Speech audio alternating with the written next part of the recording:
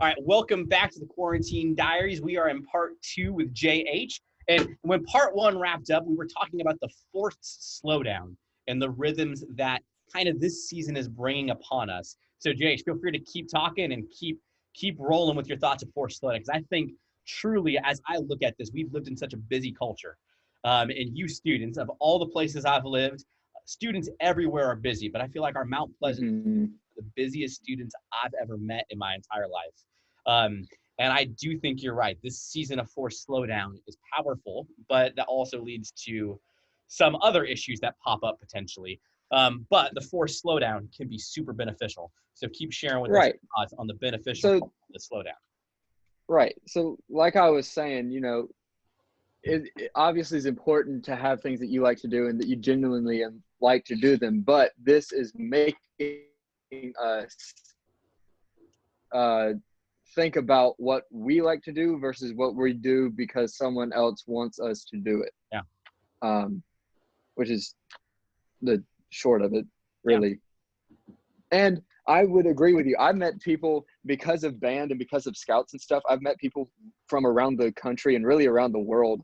And I I've never met a group of high school students in particular that have as crazy schedules as we do, because our sports leagues demand so much, and our any extracurricular that we have, and at Wando, all these clubs are so involved, and you start adding on top of that everyone wants to get into a top 50 school in America, and all this and that and the other, and then you're applying for scholarships, and then senior year you're applying for colleges and trying to figure out where you want to what you want to do for essentially what you want to do for the rest of your life.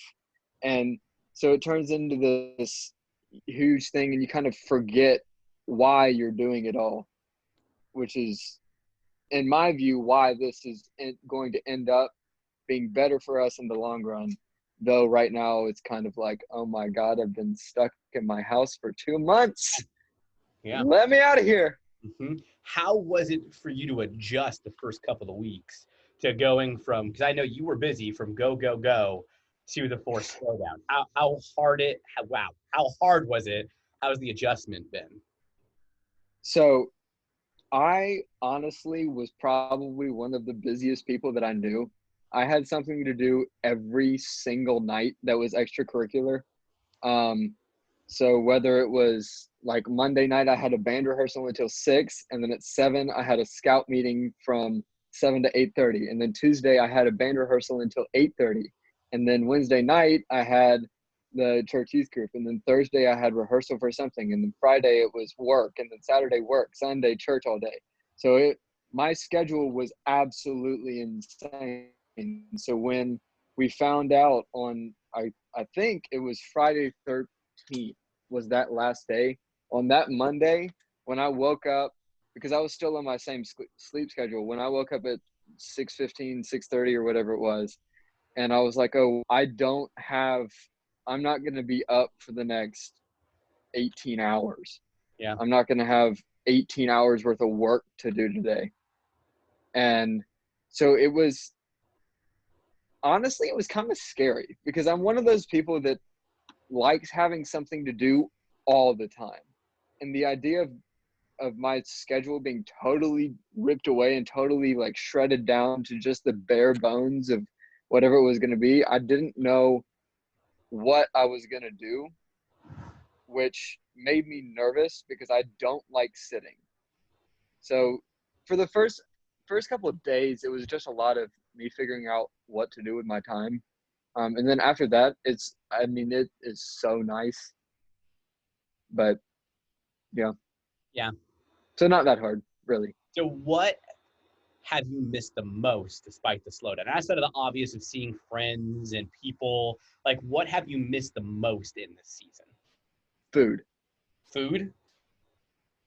Being able, I'm being dead serious. Being able to go, and like, my mom's a fantastic cook. Like, not bashing my mom at all. Like, I could eat her food all day long, every day, which is what I've been doing. Mm-hmm. Um, except for I do make my own lunch and breakfast. So basically just dinner. But the point being that like my diet for real, I used to go to Chick-fil-A like 3 times a week because I would have rehearsal and I would go to, I mean, my diet was atrocious. Like I would have pizza on Friday night because I would have something else that I had to do. And it was like, okay, something quick, let's just go whatever. Um, but like I miss being able to go get some hand battered fried chicken and some coleslaw and eat it with, some sweet tea with a little dash of lemonade and some Texas toast. Uh-huh. I You mean, just went full that southern. is the JH. oh Full yeah, southern. 100%. I've been craving like hand battered fried chicken that's so greasy you can't even like it might send you in a cardiac arrest for weeks. Okay, so where would you go for that? Where's the go-to for that? Well, so the place that I've been thinking about is in this place called Utahville, South Carolina. It's like an hour and a half away. And it's this place called Lone Star. Okay. It slaps. It's so good. Uh, so with that, then, when quarantine is Make you lifted, want to slap your mama. when quarantine is finally lifted, when it's so relatively safe, maybe there's still distance that has to be required between people. Like, what is that Right. first thing you're gonna do? What's that first place you're gonna go to? Honestly, it's probably going to be the beach with all of my friends because I didn't realize that I liked the beach as much as I do until I couldn't go to the beach with my friends, which, like, I'm sure all of you will understand this. When you're a sophomore in high school, it becomes like the hangout spot. Yeah, Like, you can just go whenever because it's always open and it's free. and it's free and there's no limit to the amount of people that you can have. Yeah, So it I think that it'll probably be me and a bunch of my idiot friends getting together and, just hanging out on the beach. Maybe we'll get some food or, I mean, honestly, I haven't thought that far ahead. yeah, yeah. That's just immediate reaction. Mhm. Probably the beach. Yeah. Even with that, so we mentioned the idea that you've appreciated the slowdown and the Mhm. forced slowing rhythm of quarantine. When quarantine is finally lifted and we go back to some sort of, I don't want to say normal life, but when we go back to some sort of life that was before, Right. while it may not be fully the same when we're out of this, there will be shades of it that are familiar. What are Mhm. you going to miss about quarantine life, you think? The time that I have with myself, which sounds really, really bad, but like, I think particularly teenagers in today's world, we forget that you have to care about yourself before you can care about everything else.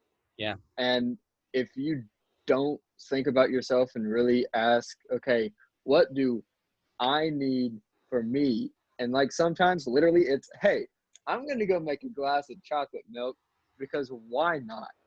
And um, and I'm not talking about like serious sit down sessions on my bed in the dark with the curtains closed, sitting there like pouting and, pitching a fit about whatever and being like, this is why everything is wrong in the world and we all just need to figure it out.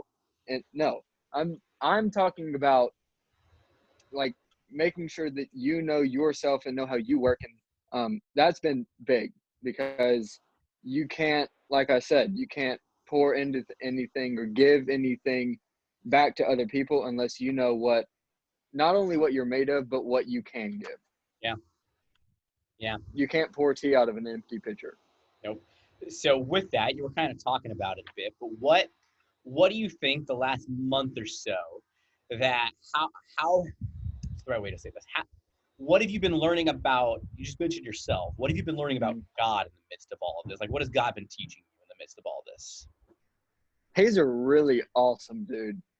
I mean, that man, he's he's just, I mean, I just can't even explain. It's just, I don't have words to communicate.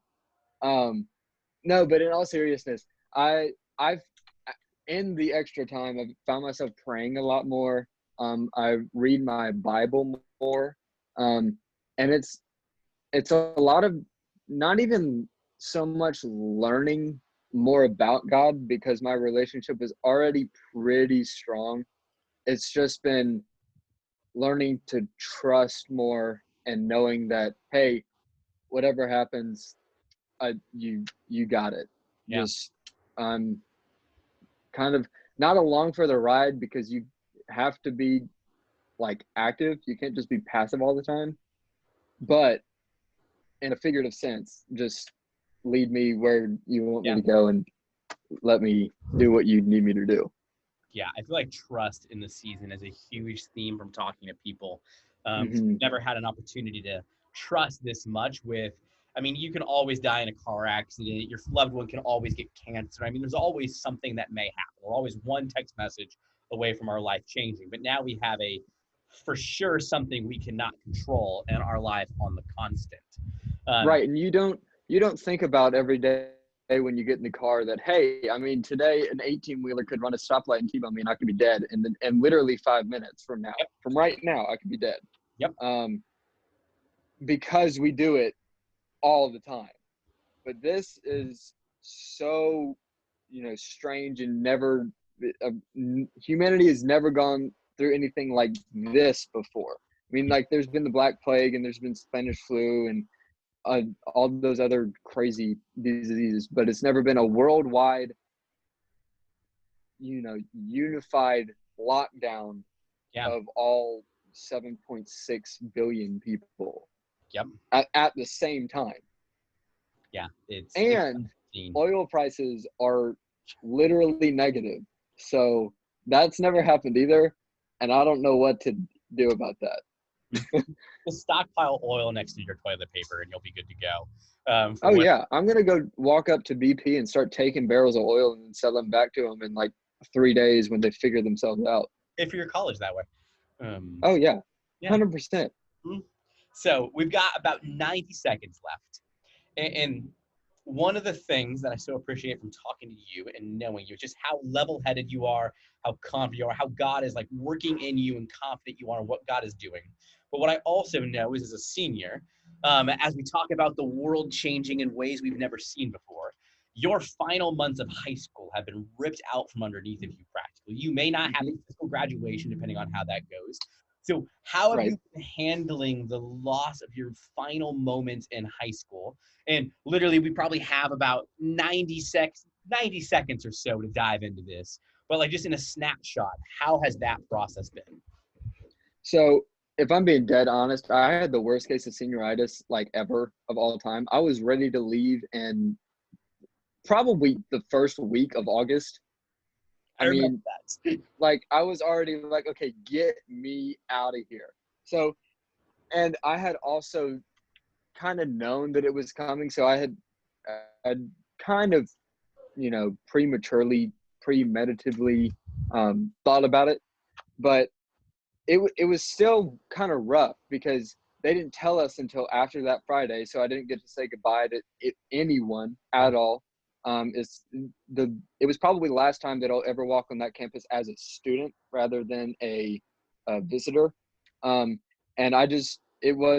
that part wasn't in my head until after. So that is kind of, rough. And then it's like, hey, you went to school for 13 years building up to this one moment of a graduation ceremony. And, oh, wait, sorry. Our bad. You can't have one.